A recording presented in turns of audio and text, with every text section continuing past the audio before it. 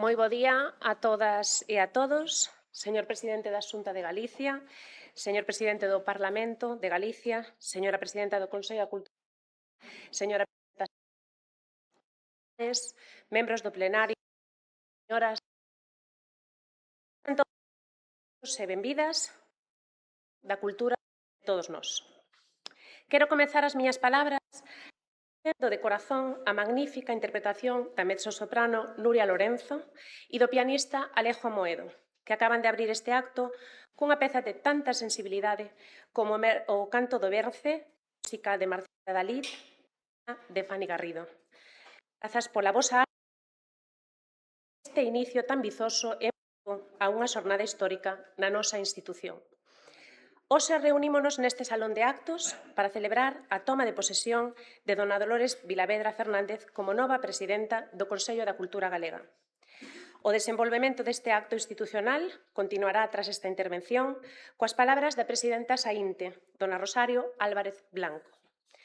A continuación, faremos unha nova pausa musical coa interpretación de Le Roche de Sadi, música de Eugène Sonnier e letra de Marceline Desbordes-Valmore, que procederá ao momento central desta xornada, o discurso institucional da nosa presidenta da institución, dona Dolores Vilavedra. Tras ela, interverá o presidente da Xunta de Galicia, don Alfonso Rueda Valenzuela, e pecharemos o acto coa interpretación de Maio Longo, o noso clásico de José Valdomir, sobre os versos de Rosalía de Castro. Como secretaria do Consello da Cultura Galega, vou dar lectura ao nomamento oficial. Decreto 60 de 2026, do 15 de xuño, polo que se nomea a Dolores Vilavedra Fernández, presidenta do Consello da Cultura Galega. De conformidade co disposto nos artigos 3.1a da Lei 8.1883 do 8 de xullo de Consello da Cultura Galega e do 13 do seu regulamento, aprobado polo Decreto 162 de 2008 do 10 de xullo, por proposta do Conselleiro de Cultura, Lingua e Xuventude, logo da elección efectuada polo Consello da Cultura Galega no pleno extraordinario do día 27 de maio de 2026, tras a súa comparecencia ante o Parlamento de Galicia e logo da deliberación do Consello da Xunta de Galicia do día 15 de xuño de 2026. Dispoño nomear a Dolores Vilavedra Fernández, presidenta do Consello da Cultura Galega. Santiago de Compostela, 15 de xullo de 2026, Alfonso Rueda Valenzuela, presidente. Seguindo a orde establecida, teño agora a honra e o prazer de darlle a palabra a dona Rosario Álvarez Blanco, que estivo á fronte desta institución nos últimos anos cunha entrega e un legado fundamentais para a nosa cultura. Dona señora Álvarez, ten a palabra.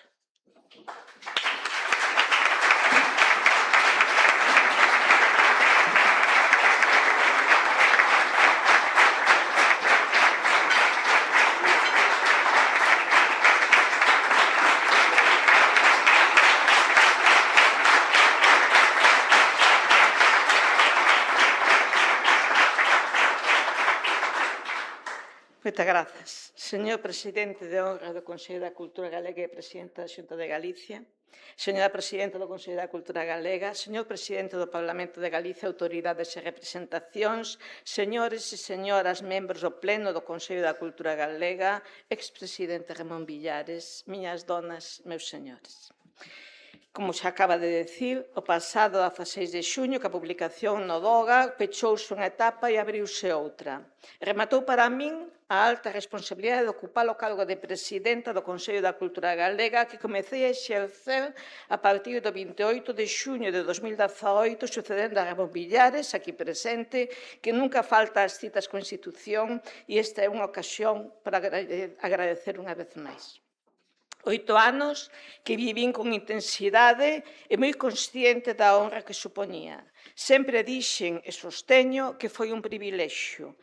Un galano que se me fixo ao permitirme destinar os derradeiros anos da miña vida laboral activa a tan alto obxectivo, a defensa e promoción dos valores culturais do pobo galego, e facelo desde o Consello da Cultura Galega, este órgano estatutario tan senlleiro como simbólico. Imaxe e faro da nosa identidade.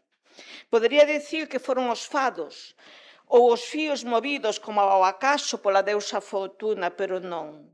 Quen puxo vento nas miñas velas foron persoas, homes e mulleres concretos co seu alento e os seus votos. A eles e a elas que cos anos se fixeron lexión e reitero hoxe o meu agradecemento profundo pola confianza e o apoio. Despídome hoxe con satisfacción polo traballo feito, con infinita gratitude e con moitísima esperanza. Na miña presentación inicial en 2018 e na máis matizada de 2022, eu falaba do meu propósito de favorecer a continuidade da institución con novos pulos e novos retos, mas sen cambios de rumbo bruscos. Cun respeto infinito ao construído polos antecesores, mas anunciaba o ánimo dunha proxección con pulo cara adiante, con sontes novos tempos e unha renovada visión de futuro. Falaba de reforzar o funcionamento colaborativo de rede, de equipo, apoiado tanto na excelencia do cadro de persoal, pequeno pero ben formado e moi comprometido coa institución, como na fortaleza representativa desa pirámide de colaboradores e colaboradoras que me proponía potenciar con sonte o obxectivo de incentivar e trabar a cohesión do ecosistema cultural. A pluralidade representativa que é marca do Consello da Cultura Galega debería manifestarse non só no pleno, senón nesa poderosa rede de persoas destacadas en diversos campos, arredor de 200 en remuda continua, que en cada momento están vinculadas ao Consello da Cultura Galega a través de seccións e comisións, cunha complementariedade por especialidade, formación, estatus, idade, xénero, territorio, hábito, etc. Unha pluralidade representativa que tamén se debería refletir no abano de persoas convidadas a participar nas diversas actividades e mesmo nos contratos para prestar servizos culturais. O principio de mérito e capacidade dáse por suposto como punto de partida innegociable, porque o rigor exixible ao Consello da Cultura Galega en todos os seus actos non pode ser posto en dúbida. Prometía, por iso, unha presidencia non presidencialista esteada no convencemento de que os obxectivos sempre se alcanzan millor se se logran por colaboración, de xeito participativo, por consenso. Fixen explícita a vontade de tecer unha mesta rede de relacións non só coas institucións de goberno e da administración autonómica, local, estatal, senón coas organizacións profesionais e científicas, coas asociacións que terman cada día da cultura galega dende a base, cos colectivos sociais e veciñais, etc. Falaba moito de igualdade e de dereitos á cultura, que son dereitos humanos. Por iso, un obxectivo sempre presente foi o de reforzar un tecido cultural que non pode deixar a ninguén fora e no que todo tipo de axentes, creadores, xestores, programadores, técnicos, administradores, mecenas, investigadores, espectadores, docentes, etc., de toda a idade, xénero e condición, tiñan que sentir que o Consello da Cultura Galega non ignoraba a súa existencia, a súa importancia estratégica, nin os seus dereitos. Nin esquecía darlles voz para que puderan ser escoitados. En todo o territorio, en todos os hábitats, dentro e fora de Galicia, unha das maiores satisfaccións foi corroborar a forza da cultura de base, a que fan día a día homes e mulleres de todas as idades en verdadeira transmisión xeracional. En pequenas asociacións por todo o país, fora dos grandes circuitos culturais. E os moitos pequenos proxectos innovadores nacidos aquí e acolá grazas ao empuxe de mozos e mozas e outras persoas en situación precaria que non se renden diante das dificultades. Un ecosistema cultural moito máis rico, talentoso, comprometido e marcado pola identidade do que moitos e moitas desas capelas urbanas son capaces de imaginar.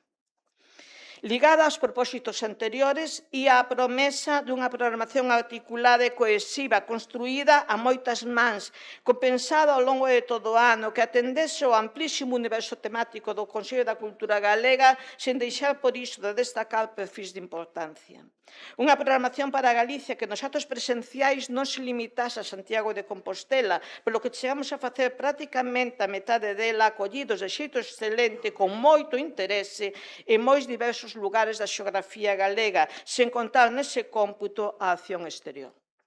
Falaba tamén de impulsar a vía digital na que foramos pioneiros, vista non como unha condena, senón como un espazo de oportunidade para a lingua e a cultura galegas nun mundo que tende á globalización.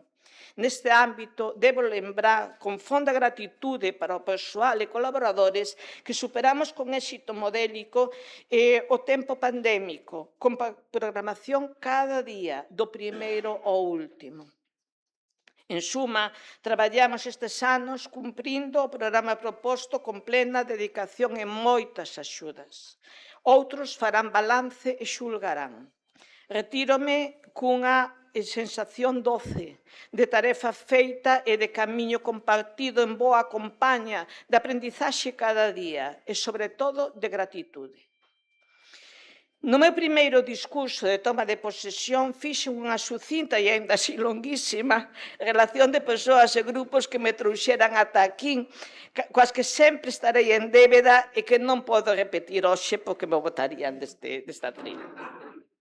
Pero sí preciso lembrar que rematei aquel discurso apelando á intelixencia, experiencia, colaboración e complicidade dos membros do plenario.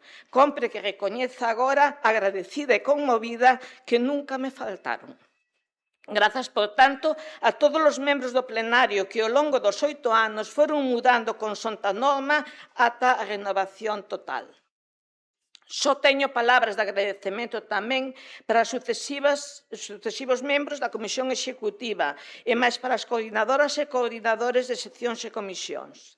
sen a súa constante presenza e implicación, a súa capacidade propositiva e organizativa, o seu compromiso coa cultura galega e a aceptación das liñas xerais de actuación propostas, nada sería posible. Estendo dito a todas as persoas que en remuda continua foron formando parte desa espléndida rede de expertos e expertas que constituen as seccións e comisións. Tamén, como non, para os que xa cumpriran o seu mandato e xa non formaban parte do organigrama, mas acudiron prestos sempre que os convocamos. E que decir dos traballadores da casa? Sempre teño para eles palabras de admiración e de gratitude. Nunca botei en falta a atención por parte da rede institucional que xa estaba atendida, en certo modo representada no plenario, nin pola que axudamos a atender, estender e tupir durante estes 8 anos. Ampliamos as colaboracións coa Xunta de Galicia en diversas dependencias e co Parlamento, con outros organismos que forman parte do autogoberno, coa administración local, con fundacións, academias, asociacións, consorcios, museos, institutos, etc. Dentro e fora de Galicia. E non falo só desa Galicia espallada que habitamos os galegos e as galegas. O meu agradecemento esténdese ao afecto social das moi diversas organizacións e persoas encontradas aquí e alá facendo cultura ou disfrutando dela, que nos acolleron co respeto e agarimo ali onde fomos. E aos medios de comunicación sempre atentos, afectuosos colaboradores coa acción do Consello da Cultura Galega. Unhas e outros son mostra da boa acollida da marca Consello da Cultura Galega no conxunto da sociedade. Vou cara ao final. Durante a maior parte da miña vida, xa bastantes décadas, como poden ver, vivín como peza activa dentro do sistema cultural galego. Como persoa interesada pola cultura, nun sentido tan amplo como o preconizado polo Consello da Cultura Galega. Como persoa preocupada polo porvir da lingua e cultura galega e comprometida coa súa causa.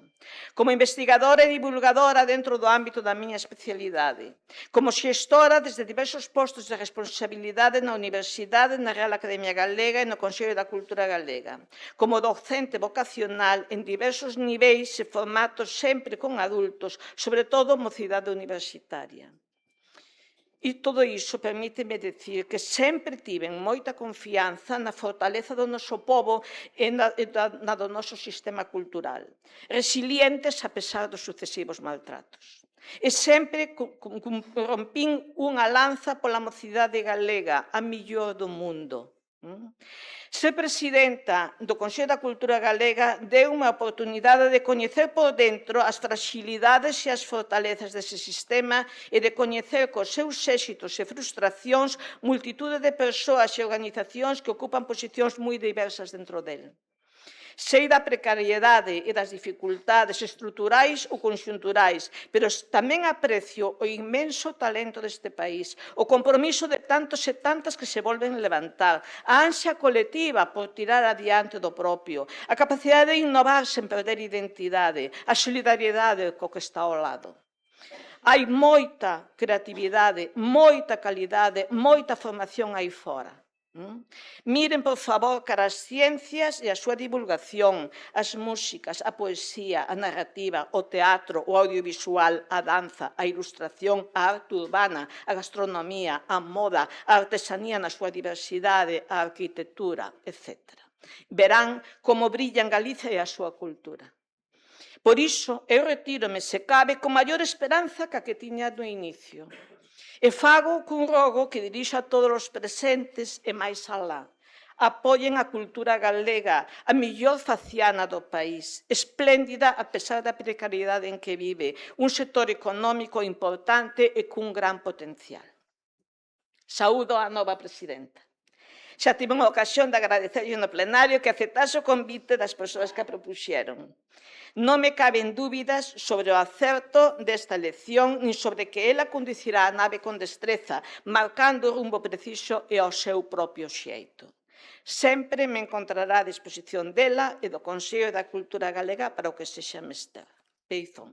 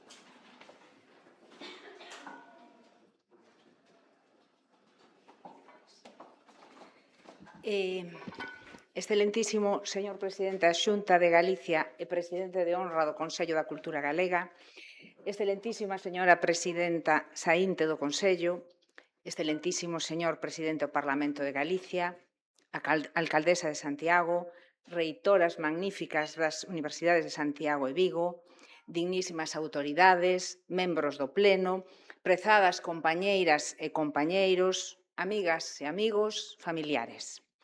Moitas grazas pola vosa presenza que arrequenta e enche de significado este acto.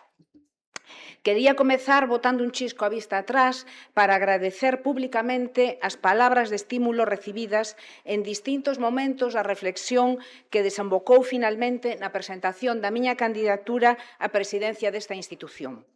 As persoas que promoveron e asinaron esa candidatura e aos membros do Pleno que me votaron por unanimidade, agradézolles a confianza.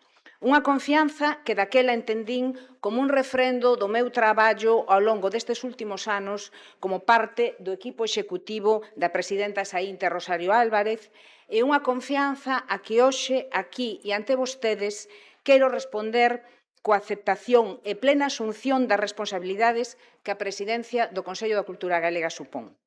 Síntome abrumada pola honra que supón suceder nesta presidencia figuras tan sobranceiras, por exemplo, Ramón Piñeiro, Filgueira Valverde, Carlos Casares, Ramón Villares, grazas pola fineza de acompañarnos neste momento difícil, ou Rosario Álvarez. Deixaron todas elas moi elevado o nivel de exixencia e excelencia que leva aparellado a asumir este cargo. O meu compromiso hoxe perante vos é poñer todo da miña parte para non defraudarvos. Tentarei estar á altura das persoas que me precederon, achegando dende a miña singular formación, personalidade e circunstancias, esforzo indesmayable a unha institución a que levo tanto tempo vencellada. Efectivamente, ao longo dos últimos 25 anos e baixo 3 presidencias, estiven implicada no Consello en momentos diversos para desenvolver proxectos diferentes e xa que logo traballando en estruturas de todo tipo, seccións, comisións, pleno, executiva. Isto supuxo para min unha aprendizaxe privilexiada e desta experiencia xorde a miña convicción de que a presidencia, sendo unha responsabilidade singular, debe alizarzarse no traballo dos diversos equipos que sustentan e fan posible o labor institucional. En primeiro lugar, no do equipo de profesionais que traballan no Consello. Eles e elas son o corazón latexante da vida desta casa. Sen a súa entrega e entusiasmo, sería imposible desenvolver coa eficacia coa que se está a facer as competencias establecidas na Lei 8/83, a Lei Fundamental do Consello, que é o compás que guía a nosa singradura e a que me voltarei a referir. En segundo lugar, a Presidencia precisa dunha comisión executiva sólida cuxos membros se complementen entre sí en sintonía co proxecto institucional que se pretende desenvolver e comprometida cun labor que ás veces, e dígollelo por experiencia, semella infinito. Certamente esta foi a maneira de entender a executiva na presidencia de Rosario Álvarez, coa que me identifico plenamente.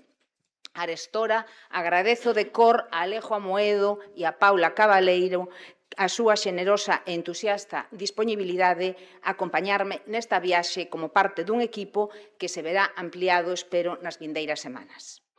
En canto ao pleno, como é sabido, está formado por unha banda por personalidades electivas, cuxa representatividade se basea fundamentalmente na súa singularidade, aínda que esta xurda e se visualice dentro dun colectivo profesional. Por outra, está formado por persoas designadas para representaren as diversas institucións que a lei determina. Xa que logo os membros do pleno sodes, a mellor canle de comunicación que o Consello pode ter coas devanditas institucións e, por extensión, co que estas representan na sociedade galega. Sodes os fíos dunha rede que a maiores se arrequenta, como xa comentou a presidenta Saínte, cos membros de seccións e comisións. O Consello vai así paseniño consolidándose como unha sorte de rede rizomática que se expande polo país sumando persoas que logo dun tempo son remudadas en función da obrigada renovación de postos, mais que fican aí nunha cómplice proximidade baixo o radar da institución. Así o Consello foi conseguindo que os relevos non resten, senón que sumen.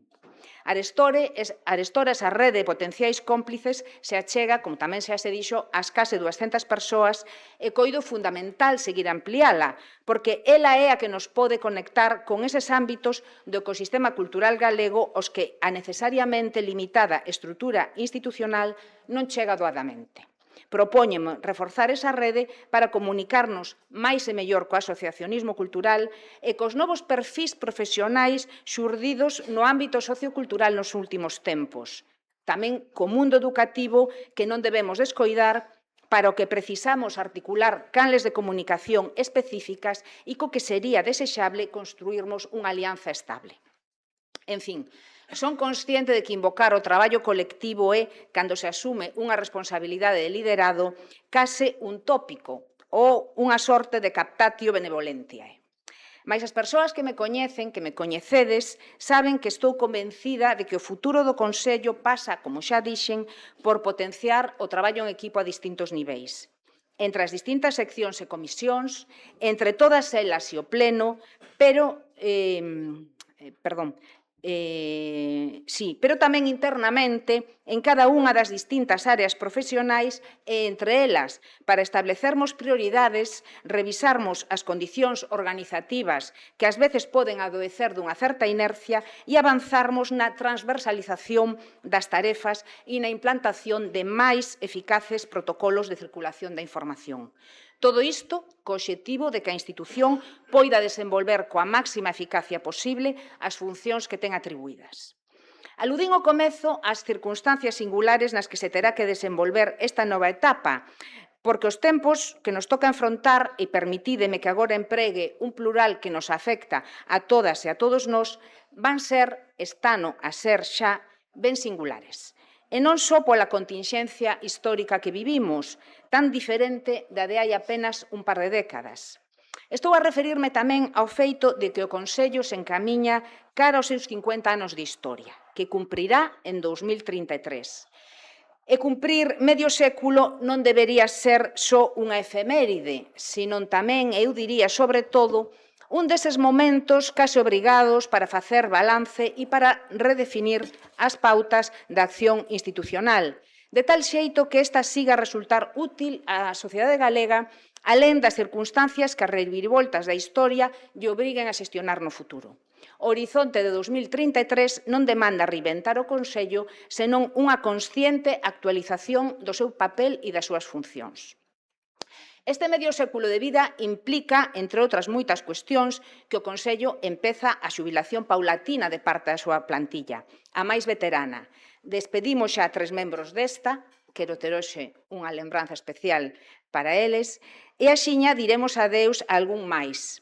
É tempo logo de reformular e reforzar o equipo profesional para afrontarmos os desafíos inminentes, para dotármonos dunha gobernanza operativa máis consistente ali onde corresponda e conseguir así crear internamente as mellores condicións posibles para que a acción institucional teña éxito. Unha acción institucional que se executa en ámbitos ben diversos e por medio de ferramentas sometidas nas últimas décadas a unha vertixinosa e constante transformación, como acontece, por exemplo, no eido da comunicación, no que haberá que seguir adaptando as estrategias comunicativas aos novos tempos, pero tamén a eses nichos de público nos que queremos entrar.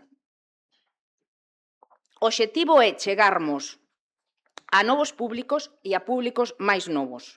A mellora da web e a redefinición da presenza do Consello nas redes sociais terán que xogar aí na comunicación, na consecución deste obxectivo un papel fundamental.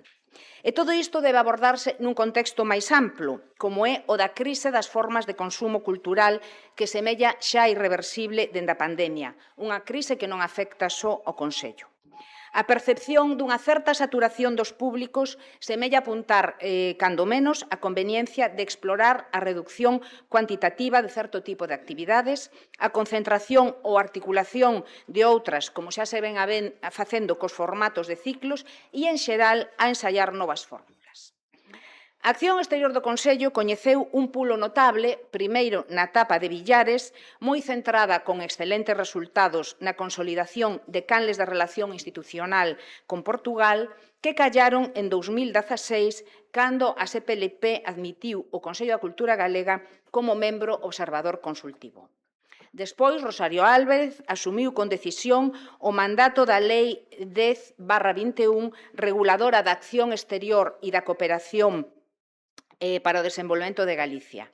A etapa de Rosario Álvarez deixanos neste eido un ronsel de numerosas accións xa en marcha as que cumprirá darlles recorrido. Pola miña banda, propóñome potenciar os lazos con institucións como os institutos JUL e Etxepare, entes moi diferentes do Consello en certos aspectos, pero cos que compartimos unha folla de ruta lingüístico-literaria. Estou convencida, ademais, de que a singularidade institucional do Consello lle permitirá liderar unha estrategia compartida para avanzarmos neses comuns intereses. E outro tanto podo dicir da relación do Consello coa Asociación Internacional de Estudos Galegos e cos distintos centros de estudos galegos espallados polo mundo. Serán interlocutores privilexiados dunha institución esta que está tamén ao seu servizo. Especial interese poremos en artellar canles de comunicación funcionais e estables coas novas diásporas, porque Galicia non se pode permitir o luxo de prescindir da achega de tanto talento como temos espallado polo mundo adiante.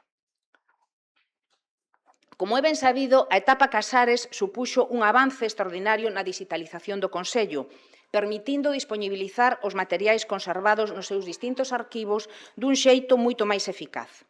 O camiño da digitalización non tiña xa marcha atrás, como ben se foi percibindo nas últimas décadas, pero agora tócanos afrontar unha nova etapa que para o Consello, máis que un desafío tecnolóxico, é un reto epistemolóxico.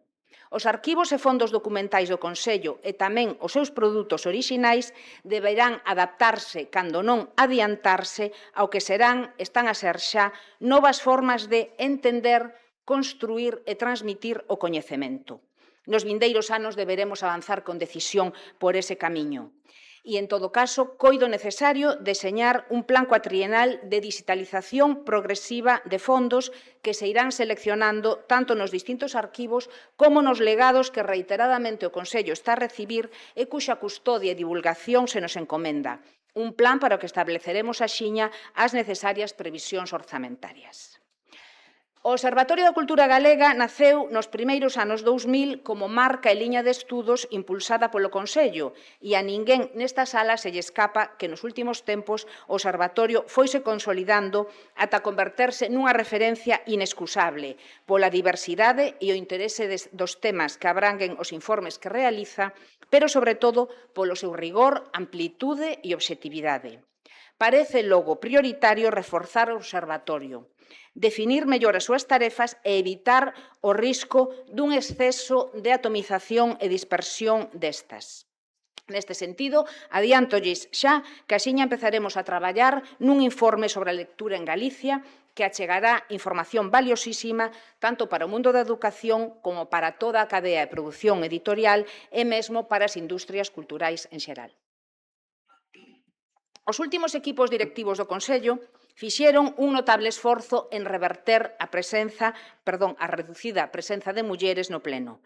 Un esforzo que foi dando paseniño froitos e as que non foron alleas ás institucións nel representadas, que se amosaron receptivas á idea de delegaren esa representación nunha muller.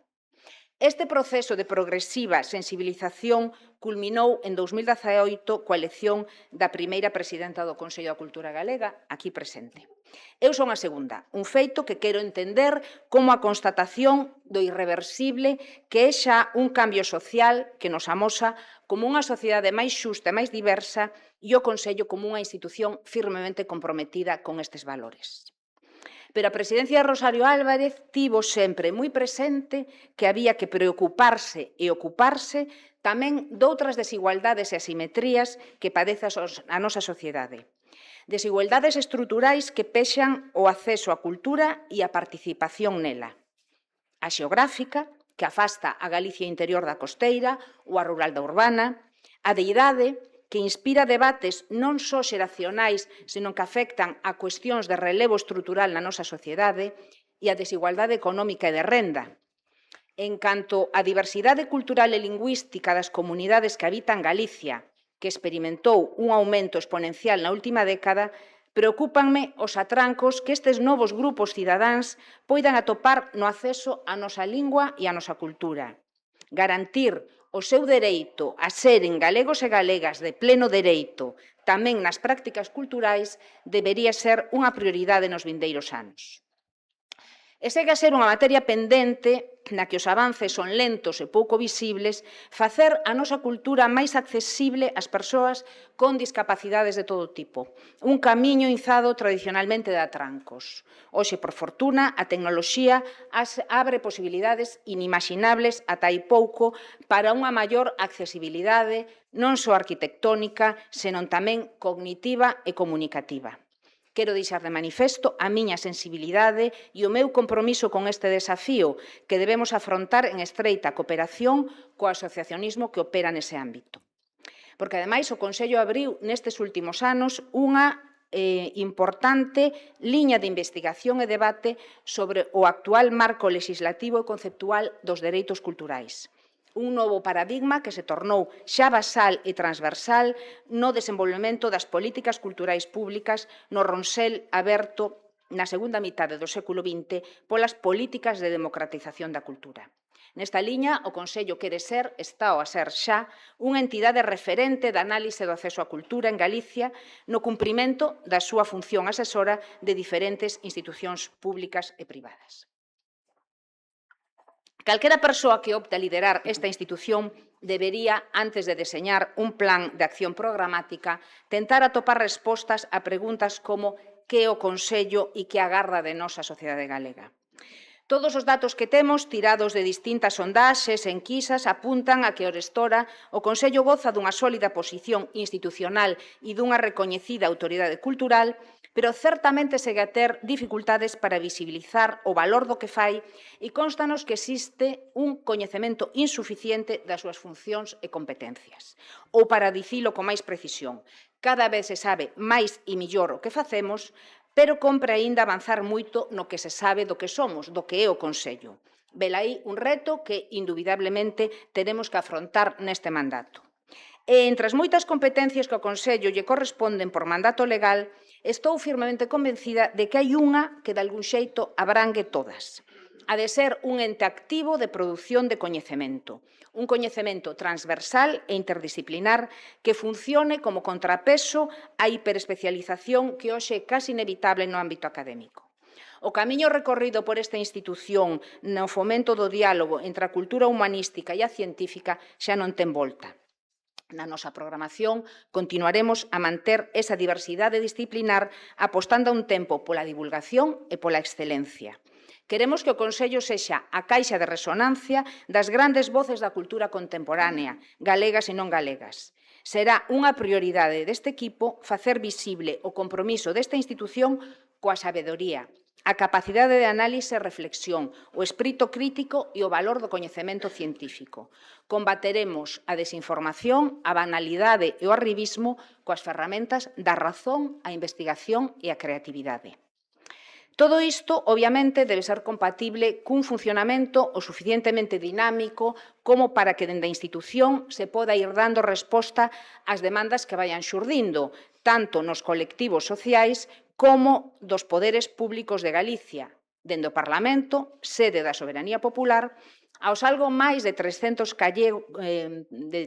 concellos que, espallados polo noso país, son as fiestras que nos permiten ollar de preto o que somos.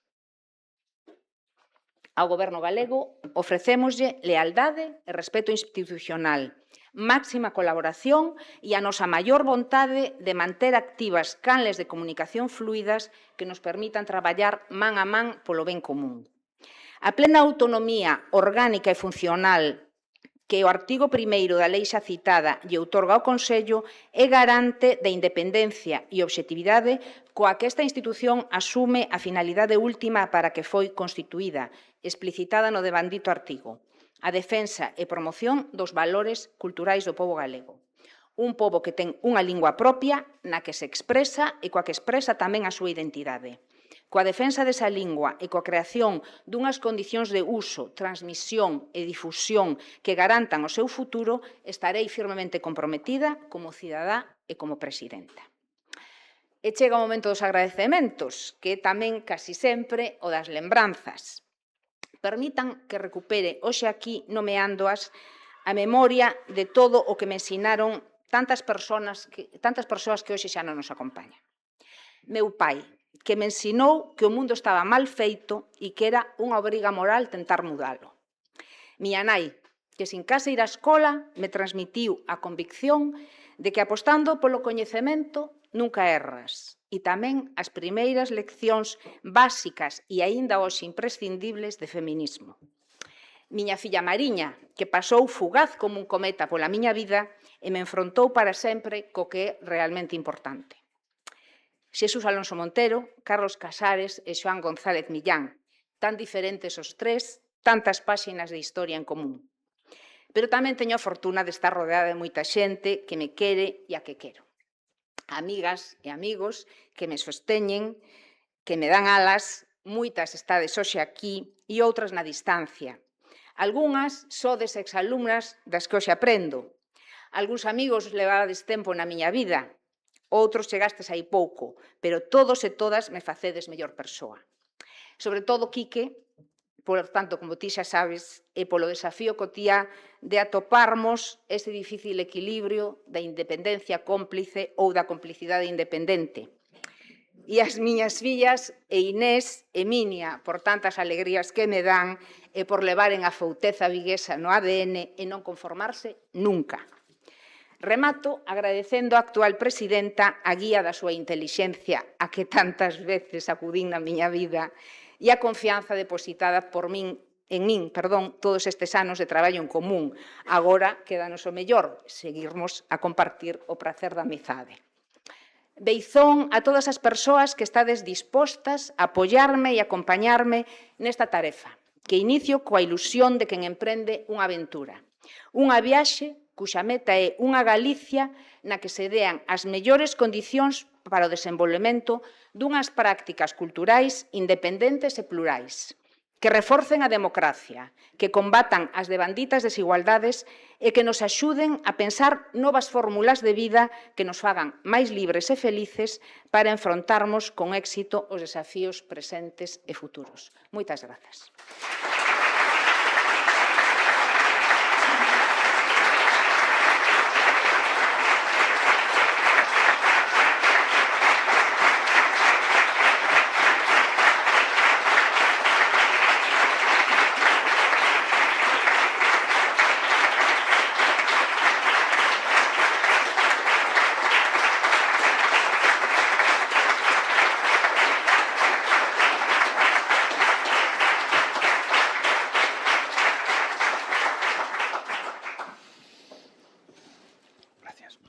Moi bons días a todos e a todas. Presidenta do Consello da Cultura Galega, Presidenta Saínte, Alcaldesa de Santiago, Presidente do Parlamento, autoridades, señoras e señores. Quero empezar, non podo empezar de outro xeito, ademais de, por suposto, felicitar e desexarlle a maior das sortes á nova presidenta nesta nova etapa que escomeza nunha institución que coñece ben, darlle as grazas sinceiras á presidenta Saínte, a Rosario Álvarez. Foron anos de traballo intenso, de falar moitas cousas, de ver como facía realidade o que la expresaba agora na súa intervención, abrir o Consello a novas metas, a novos horizontes, manter toda a esencia e mirar cara hacia moitos novos sitios, sempre con lealdade, eu a percibín, sempre con amabilidade, é moi importante, nas relacións institucionais, sempre disposta a escoitar dende a responsabilidade, dende a exigencia que tiña presidir o Consello da Cultura Galega. Por lo tanto, moitísimas gracias a Rosario Álvarez polo seu legado, polo seu talante e polo seu traballo.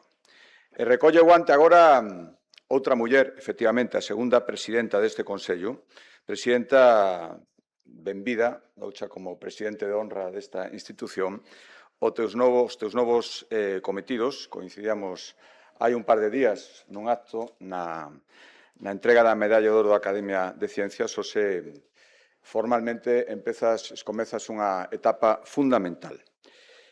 Coñeces a casa moi ben, todos o sabemos, tes por diante unha tarefa apaixoante e nada sinxela, que é guiar unha institución que acadou un enorme prestixio e que chega aos seus 50 anos de vida, prácticamente.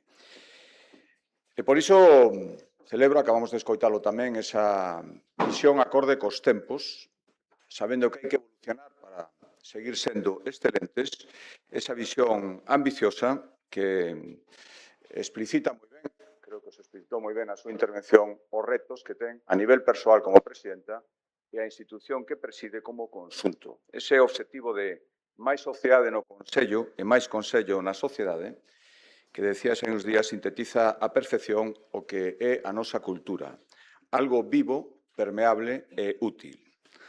Compartimos dende a Xunta, por suposto, esta obriga, é dicir, ansias, esta obriga por facer a cultura máis accesible, por conectala con todos os públicos, non perder a ninguén e gañar a novas persoas, especialmente coa mocidade, ela acaba de referilo, e cos novos formatos de consumo cultural que están aí, chegaron para quedarse, chegaron para evolucionar, e que é o que obriga de todos, da Xunta de Galicia, do Consello da Cultura Galega, evolucionar con eles para tirar deles todo o proveito e as indudables vantaxes que, sin dúbida, teñen tamén.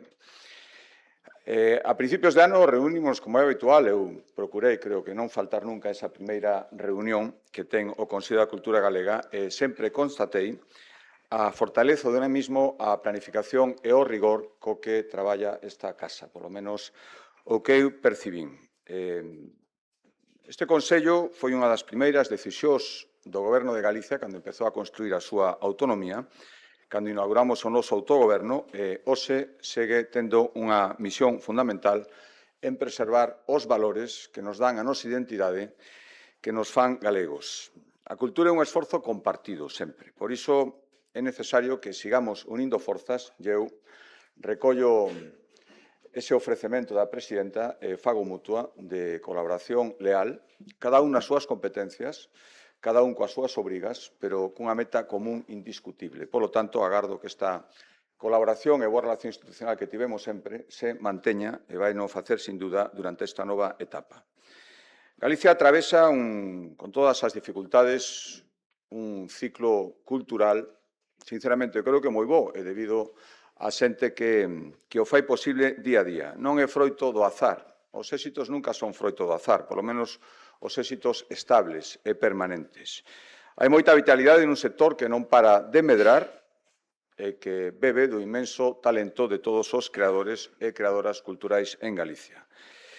Isto demostra que sabemos falar de ti a ti co resto do mundo, sen ningún tipo de limitacións e con moitísimo orgullo do que fixemos e do que podemos facer. A nosa creación hoxe funciona como un selo de excelencia, cando a nosa literatura, o noso audiovisual, a nosa música, todas as nosas expresións culturais teñen o recoñecemento aquí e internacionalmente, estamos alimentando esa marca Galicia Calidade que ten moitísimas expresións, e as millores expresións que pode ter son, sen dúbida, as expresións culturais. Por iso, ese diálogo constructivo, ese respeto institucional, creo que é a mellor maneira de facer tamén políticas e políticas culturais. Temos grandes retos por diante. Efectivamente, eu agardo que este ano 2026 sexa o ano do noso pacto pola lingua, que, dende logo, en da Xunta de Galicia plantexaremos sin ningún tipo de apriorismos, nin ideolóxicos, nin ningún tipo de presuizo, e con o único obxectivo de acadar unha meta común, que é engrandecer a nosa lingua, e neso o Consello da Cultura Galega agardo que teña tamén un papel fundamental. Encaramos tamén o noso gran ano, o ano Xacobeo 2027, no que a cultura ten que xogar un papel primordial, Presidenta, e no que apelaremos tamén á colaboración, á planificación, o bo facer, o saber executar políticas culturais do Consello da Cultura Galega, que está chamado a xogar un papel fundamental no que agardo, unha vez que, ademais, agora xa teremos a posibilidade de desplegar plenamente logo da decisión tamén é importante de abrir ese período de patrocinios importante que sexamos capaces, agora xa de pleno dereito, de aproveitar os recursos dos que imos dispoñer da mellor maneira posible e as manifestacións culturais, dende logo, teñen que ser unha das expresións fundamentais do ano Xacobeo. Para o goberno autonómico, para calquer goberno, a cultura non pode ser unha política sectorial, dende logo, xa máis secundaria, é unha política transversal, que abrangue a todos os departamentos. Todos os departamentos dun goberno, dende logo da Xunta de Galicia, teñen algún tipo de actividade que se relaciona coa nosa cultura e coa nosa identidade. Ao final, protexer e difundir os nosos valores como pobo, iso é cultura tamén. E por iso entendemos a xestión cultural como unha salvagarda da nosa identidade. A Consellería, que dende esta legislatura leva como eixo central as políticas culturais, teno claro, e tamén un interlocutor, o interlocutor directo, ben o saben todos os membros do Consello da Cultura Galega, agora de chegar a acordos e avanzar entre o Consello da Cultura Galega e a Xunta de Galicia. Por lo tanto, eu apelo a que sigamos traballando unidos para que a nosa terra, Galicia, siga sendo referente no panorama cultural como é agora mesmo e como pode serlo moito máis nos vindeiros anos. Esta viaxe apaixoante que empeza hoxe, Presidenta, conta coa nosa colaboración, co noso interese no teu éxito, que será o interese de todos os galegos, e sabendo do teu rigor, da túa sensibilidade e da túa capacidade de traballo, creo que hai moitísimo camiño andado. O que che deixa a Presidenta Saínte, o que ti podes aportar e o que estamos todos dispostos a botarche unha man. Os teus éxitos serán os éxitos dunha Galicia que cada vez mira máis alto en cultura, con todo dereito, con toda ambición e con todas as ganas de seguir avanzando como toda agora. Moitísimas gracias e moitísima sorte.